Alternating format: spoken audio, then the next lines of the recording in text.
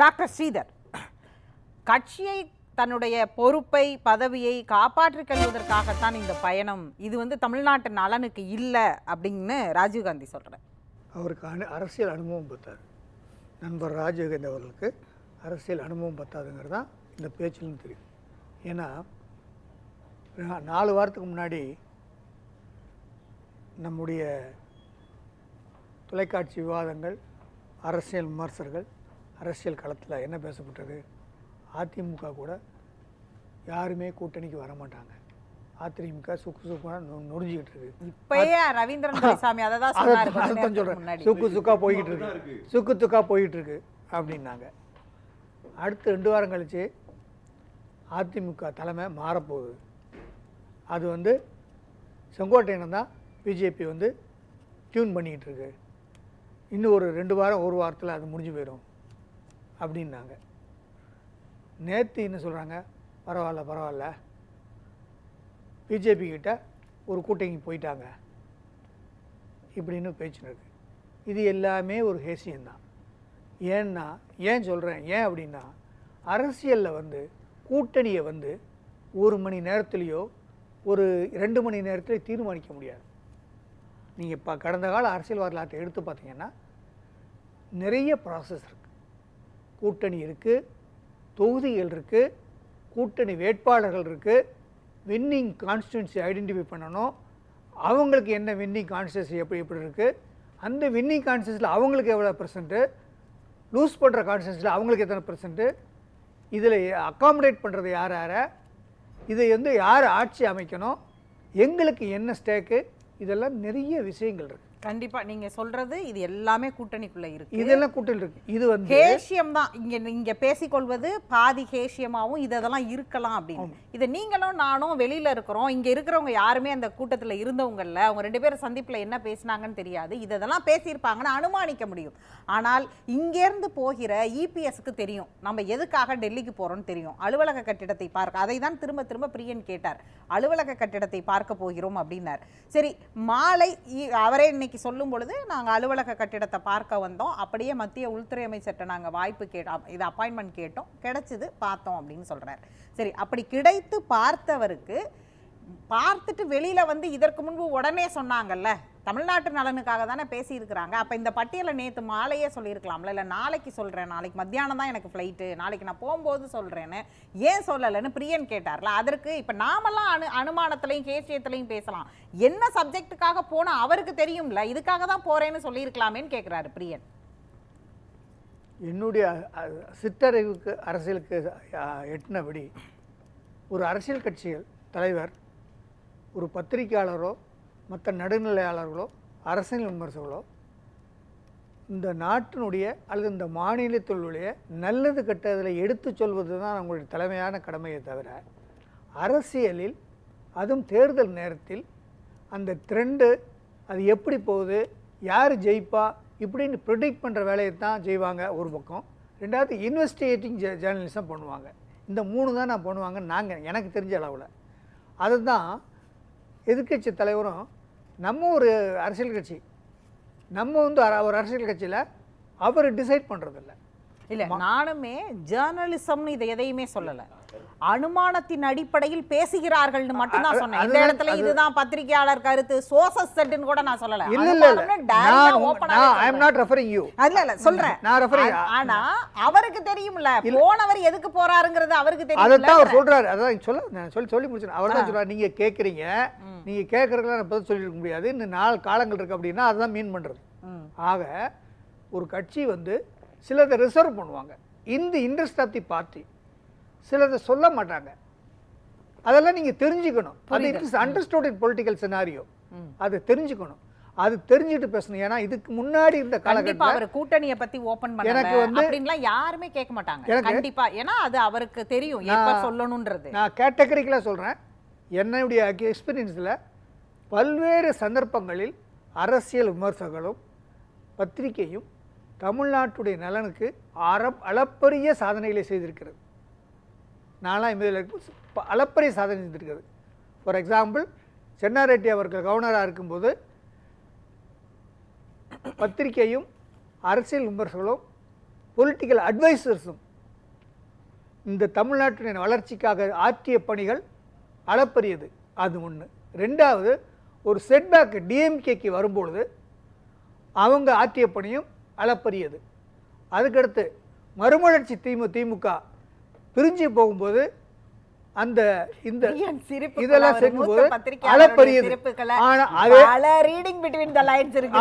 அதனால அந்த மாதிரி இருந்த ஒரு பத்திரிகையும் ஒரு நடுநிலையாளர்களும் இப்போ ஆஃப் லேட் எங்க போனாங்க, அவங்களுடைய கேலிபர் எப்படி ஆச்சு, இது ஏன் சேனலைஸ் பண்ணிட்டாங்க? நீங்க திரும்ப திரும்ப பேசுறது இது வந்து பொலிட்டிக்கல் கிரிட்டிக் மாறிட்டாங்க, பத்திரிகையாளர்களுடைய தரம் குறைஞ்சிருச்சானா அது இன்னொரு விவாதத்துல கண்டிப்பாக பேசலாம், அது பேசக்கூடியதுதான்.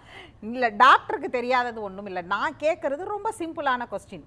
மக்கள் நலனுக்காக பேச போகிறேன் என்பவர் இங்கிருந்தே அதை சொல்லிட்டு போயிருக்கலாம்.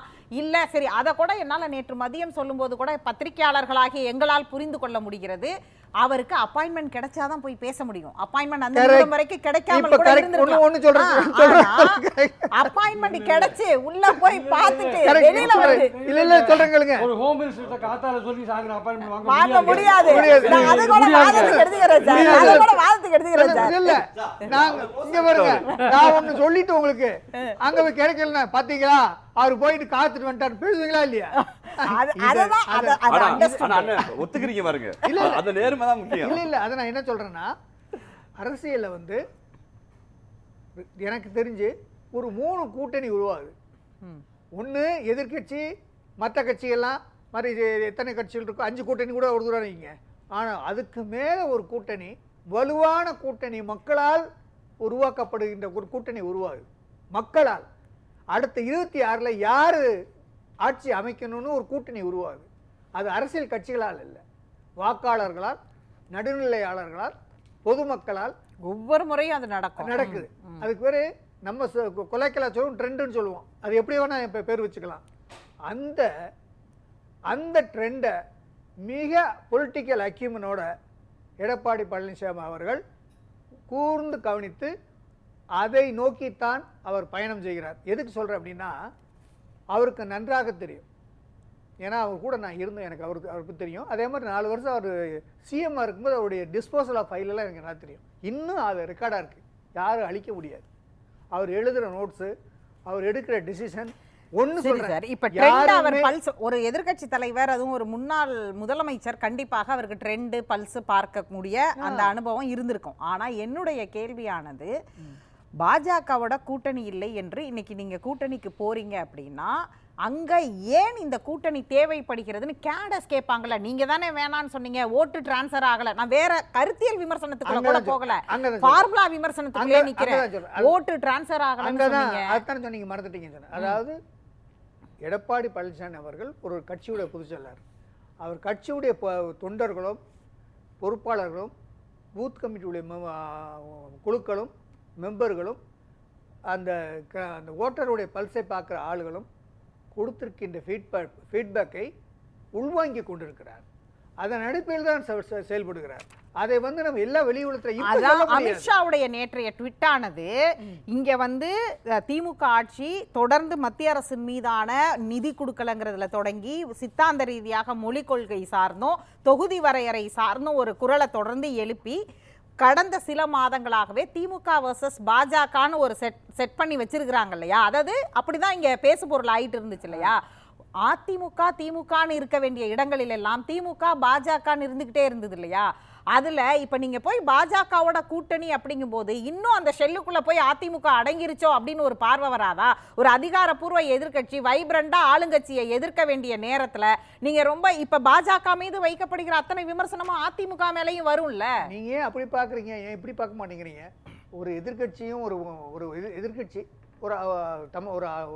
ஒரு மாநிலத்தினுடைய எதிர்கட்சி, ஒரு உள்துறை அமைச்சர், அவர் 2 பேரும் பேசுறாங்க அப்படின்னா, தமிழகத்தினுடைய மக்கள் பிரச்சனை, தமிழகத்தில் நடக்கின்ற ஆட்சியினுடைய திறன், தமிழகத்தில் மற்ற கட்சிகளெல்லாம் எதிர்நோக்கின்ற அரசியல் பணிகள், தமிழகத்தில் மக்கள் மற்ற கட்சிகளெல்லாம் செய்யக்கூடிய 2026 தேர்தல் வேளையில் இதில் 10 வருஷம் திமுக ஆட்சியில இருக்கும் பொழுது, அதிமுக ஆட்சியில இருக்கும் பொழுது கேட்டு, அப்படி அதிமுக கேட்டுச்சுங்கிறதுக்காக மத்திய அரசிலிருந்து எதெல்லாம் வந்தது, எத்தனை முறை உள்துறை அமைச்சரை போய் சந்திச்சாங்க, இப்படிதான் வந்து வெளியில சொன்னாங்க, நாங்க அதுக்கு கோரிக்கை வச்சோம், இதுக்கு கோரிக்கை வச்சோம்னு சொன்னாங்க.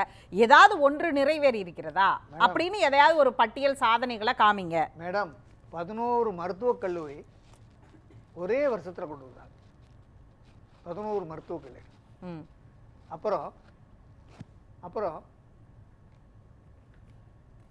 பல centrally sponsored scheme for Tamil Nadu வாங்கிட்டு வந்து தமிழ்நாடு இண்டெக்ஸில் கேரளாவுக்கு அடுத்து தமிழ்நாடை செகண்டாக மெயின்டைன் 10 வருஷமாக மெயின்டைன் பண்ணாங்க. இது மத்திய அரசுடைய ஹெல்ப் இல்லாமல் ஒரு மாநில அரசால் செய்யவே முடியாது. எனக்கு தெரிஞ்ச வரைக்கும் ஒரு மாநில அரசால் சாதிக்கவே முடியாது. Unless otherwise there is an adequate cooperation from the central government. Because ஏன்னா பண்ணனும் இல்ல கூட்டணியா இருக்குன்னு சொல்றதா, சட்டம் அதுதான் சொல்லுது. மாநிலத்தினுடைய அதாவது கோஆபரேட் பண்ணனும்னு சொல்றதா இல்ல கொடுக்கன்னு சொல்றதா? say aid or compulsory. அதாவது சார் இல்ல சொல்லி ஒரு கேட்கிறேன். எங்க வார்த்தை சொல்றோம். இல்ல எங்க வார்த்தை சொல்றோம். உள்துறை அமைச்சரோ மாண்புமிகு பிரதமர் அமைச்சரோ தமிழ்நாடு கருணை பண்ணி கொடுக்குறாங்களா இல்ல சட்டம் சொல்றதை கொடுக்குறாங்களா? நாங்க கேட்ப சட்டம் சொல்ல கொடுங்க. நீங்க சொல்றேன். enormous power vested with the central government. Do not enormous powers. It's a constitutional power. Enormous powers government இருக்கு.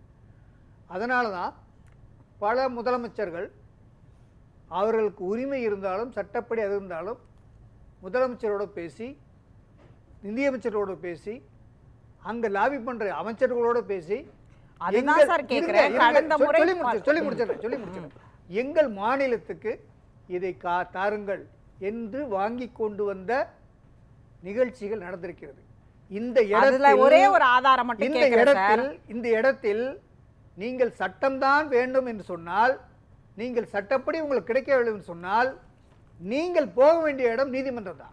அதான் சார், ராஜீவ் காந்தி ஒரே ஒரு நிமிடம். தமிழ்நாட்டுல பயங்கரமா இருக்கு. தமிழ்நாட்டு நலனே இல்ல. டாக்டர், 2 கேள்வி. நீங்க சொல்றீங்க இல்லையா, அவங்க கிட்ட போய் கேட்டு வாங்கினது அதிகம் அப்படின்னு. அப்ப அதிகமா வாங்கியிருந்தா ஏன் வந்து ஓபிஎஸ் தன்னுடைய பட்ஜெட்ல நிதிநிலை அறிக்கை வாசிக்கும் போது நமக்கு மத்திய அரசிலிருந்து வரக்கூடிய நிதி வரல அப்படிங்கிறது வந்து இங்க வருத்தம் அளிக்கக்கூடிய ஒன்றா இருக்குன்னு ஏன் ரெக்கார்ட்ல இருக்கு, சட்டமன்றத்துடைய ரெக்கார்ட்ல இருக்கு. 2020 முதலமைச்சராக திரு எடப்பாடி பழனிசாமி பிரதமர் பல கடிதங்கள் எழுதி இருக்கிறார். ஒரு மெட்ரிக் ஃபண்டுக்காக அவர் எழுதிய கடிதத்துடைய முதல் 4 வரியை மட்டும் படிக்கிறேன். அந்த ஃபண்ட் இன்று வரை வந்திருக்கிறதான்றதும் ஒரு கேள்வி. I would like to bring to your kind attention. PM எழுதின கடிதத்தில் an urgent and vital issues concerning the state of Tamil Nadu, namely the concept of application of committed liability in releasing funds under the post matric scholarship scheme to the state. அது மட்டும் இல்ல, வெள்ள காலங்கள்ல அவரே இதே மேடையில நான் உங்க முன்னாடியே பேசியிருக்கேன். ஐ வுட் ரீகால், எந்த ஒரு மத்திய அரசும் மாநில அரசுக்கு மாற்றாந்தான் மனப்பாயத்தான் நடக்கும். ஆகையினால்தான் ஒரு பொலிட்டிக்கல் டிப்ளமசியில, அதனாலதான் ஒரு பொலிட்டிக்கல் டிப்ளமசி அப்ளை பண்ணி ஒரு சண்டை போட்டுக்கிட்டு இருக்காம, இந்த interest of the public, Tamil Nadu பப்ளிக்னால தமிழ்நாட்டு பொதுநிலை மாற்றாந்தாயோட நடக்கும்ன்றதுதான் நம்ம எல்லாருக்கும் பார்த்துக்கிட்டு இருக்கோம், தெரியும் அப்படிங்கிறது. அது பிராக்டிக்கலா நீங்க சொல்றீங்க இல்லையா? ஆனால் இந்த நாடாளுமன்ற தேர்தலோடு வந்த மினி சட்டமன்ற தேர்தல் வந்துச்சு இல்லையா, அப்ப வந்து இபிஎஸ் உடைய ஆட்சி தொடர்வதற்கான, அப்பொழுது அவர் தேர்தல் பரப்புரையில் சொன்ன மிக முக்கியமான ஒன்று, நீங்கள் வந்து எதிர்கட்சி, அதாவது திமுக கூட்டணி, அப்ப அவங்க எதிர்கட்சியா இருந்தாங்க, திமுக கூட்டணி கிட்ட போய் மத்திய அரசு கிட்ட நிதி வேணும்னோ இல்ல உங்க கோரிக்கையை மனுவா கொடுத்தீங்கன்னா அது எல்லாமே வந்து வேஸ்டா தான் போகும். அது ஆனால் எங்களிடம் கொடுத்தா நாங்க கூட்டணியில இருக்கோம், நேரடியாக அது அவங்க டேபிளுக்கு போகும், உடனடியாக நிறைவேறும் அப்படின்னு ஒரு வாதத்திற்கு ஒரு பரப்புரையை வைத்தார் இல்லையா? அது நடந்துதா அப்படின்னு ஒரு கேள்வி இருக்குல்ல. அவர் தொடர்ந்து முதலமைச்சராக நீடித்தார், வெற்றி பெற்றார். அடுத்த 2 ஆண்டுகள் அது நடந்துச்சா 19க்கு அப்புறம் ஒரு கேள்வி வந்து 100% மாநில அரசுக்கோ அல்லது ஏடிஎம்கே அரசுக்கோ அல்லது ஏடிஎம்கே அரசு கேட்ட கோரிக்கைக்கோ மத்திய அரசு கொடுக்கவில்லை என்பது அமித்ஷா கொடுக்குன்னு சொல்லுங்க சார். இங்க இருங்க, இந்த கட்சி இல்ல, இந்த ஆட்சியும் இல்ல, காங்கிரஸ் காட்சியிலிருந்து ஜெயலலிதா அம்மாவே பலதடவை சொல்லியிருக்காங்க. அமித்ஷா கொடுக்கல ஜெயலலிதா அம்மாவே பலதடவை சொல்லியிருக்காங்க. பேசுவோம். மத்திய அரசு இருக்கிறது அப்படின்னு சொல்லி சாமிநாதன் அந்த நாடாளுமன்ற உறுப்பினர் வந்து பிரைம் மினிஸ்டர் இவரை போய் பார்த்துட்டு நரசிம்மை பார்த்துட்டு அவங்க எப்படி நம்மளை ட்ரீட் பண்றாங்க அப்படின்னு வந்து இங்கேயே வந்து பேசினாரு. இதில் நிகழ்வா இருக்கு. இதெல்லாம் அரசியல். இதையும் தாண்டித்தான் நாம் அரசியல் செய்ய வேண்டும். அரசியல் கட்சிகள் இதையும் உணர்ந்துதான் நம்முடைய கடமை, நம்முடைய தலையாய கடமை, நம்ம வந்து மக்களை காப்பாற்றுறோம். அது நம்முடைய டியூட்டி. பேசலாம். அப்ப நம்ம தான் அந்த ட்ரிக்ஸையும் அந்த ட்ரிக்ஸ் ஆஃப் கடைசியா நம்மள நாமளே காப்பாத்திக்கணும் அப்படிங்கிற திட்டத்துல கொண்டாந்து முடிச்சிட்டீங்க. அரசியல் சட்டம் எதுக்கு, எல்லாம் இதெல்லாம் எதுக்கு, நிர்வாகம் எதுக்கு சார்? பேசலாம்.